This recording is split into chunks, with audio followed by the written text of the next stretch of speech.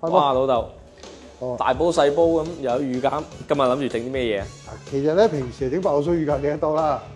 今日整一個我自己都未整過，茶香乳鴿。但係我今日係用沉香去醫熏，我未食過㗎。到時我食咗話俾你聽，好唔好味啊？好啊，好啊，好啊！嗱，浸乳鴿都係嗰三部曲㗎啦，洗乾淨佢，去晒毛，放落去三起三落。嗱，如果油雞水唔夠色咧，可以加啲色落去添嘅。呢啲鴿咧細細隻6兩，可能浸10零20分鐘得㗎啦。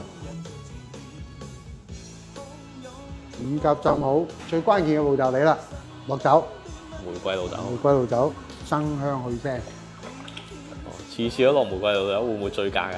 唔會揮發㗎嘛嗱，大家睇到個乳鴿咧會淡色少少嘅，步驟因為仲有個增色嘅步驟咧煙熏佢，咁所以呢個時候淡少少寧願。今日4隻乳鴿整2款嘅煙熏味，一個咧就好傳統嘅茶葉，好第二個沉香，睇下激唔激發到個沉香嘅香味對嘅乳鴿嘅提升。今日真係試嘅啫，我都未整過嘅。都識過喎，咁我就可以分㗎啦。有人都會攞啲糖啊，攞啲嘢炒佢嘅。其實我覺得就唔使嘅，糖唔使太多，因為2隻乳鴿好少嘅啫。咁我先整咗個茶葉嗰個先，青茶我哋用單重。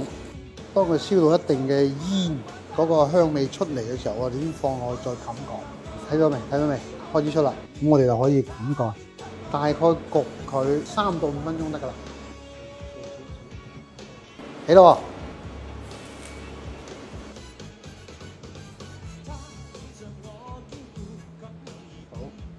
加啲沉香落去啦，